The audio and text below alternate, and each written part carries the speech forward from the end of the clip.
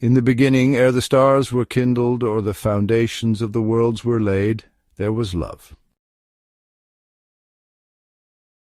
The hosts of heaven, those radiant ministers clad in light, rejoiced in their Creator's will. Angels swift as thought and bright as morning, delighted to fulfill his purposes, their voices rising in ceaseless praise. The law of love was their guide, the pulse of their existence, and in its keeping was their joy. No shadow of discord marred the celestial symphony, for all was peace, all was unity, all was love. Yet in this realm of unblemished glory a shadow stirred. Lucifer, son of the morning, first among the covering cherubs, stood nearest the throne of God, bathed in beams of divine splendor. Perfect in beauty, full of wisdom, he was the anointed one, walking amidst the stones of fire upon the holy mountain of God. But within his heart a whisper grew, a whisper of pride, a desire for self-exaltation. Why, he questioned, should Christ, the Son, hold supremacy? Why not I, who am glorious, be equal with the Most High?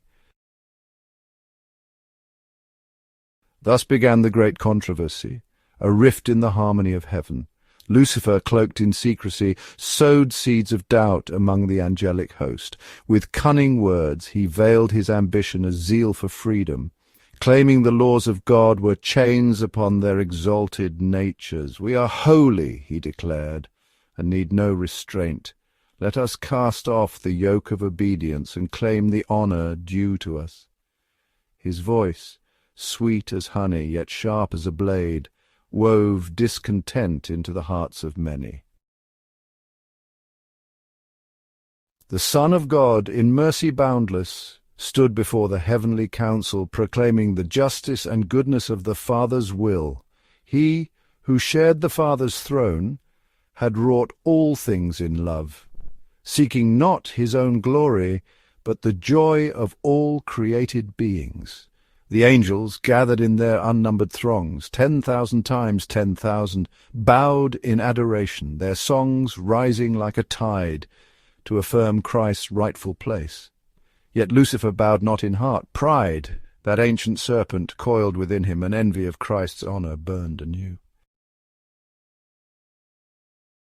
In heavenly councils the loyal angels pleaded with their errant brother. Return, they urged, and renounce this perilous path, for it leads to ruin. God himself, in patience unsearchable, bore long with Lucifer, offering mercy to draw him back from the abyss. For a moment the light-bearer wavered, his soul stirred by the love he once knew. Yet pride that fell master held sway. To confess his error, to yield to the Creator's wisdom, was a sacrifice too great for one so exalted. Thus Lucifer chose rebellion, and in that choice he became Satan, the adversary, the deceiver of worlds.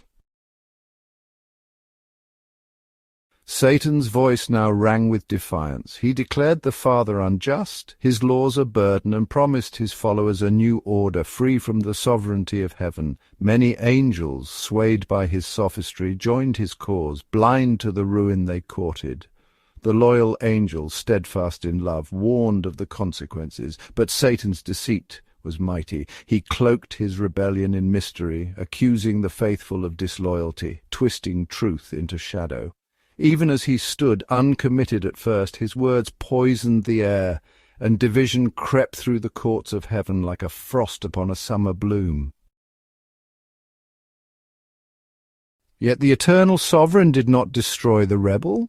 Nay, for his kingdom is built on love, not fear, and the allegiance of his creatures must spring from conviction, not coercion.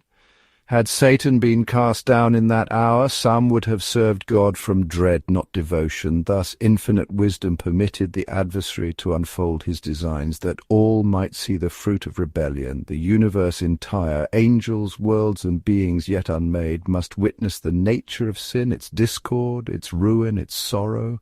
Satan's work would condemn itself, his mask of righteousness torn asunder by his own deeds. So began the great conflict, a saga written not in ink but in the choices of free beings. Through ages yet to come, the rebellion of Satan would stand as a perpetual testament, a warning to all who would spurn the law of love.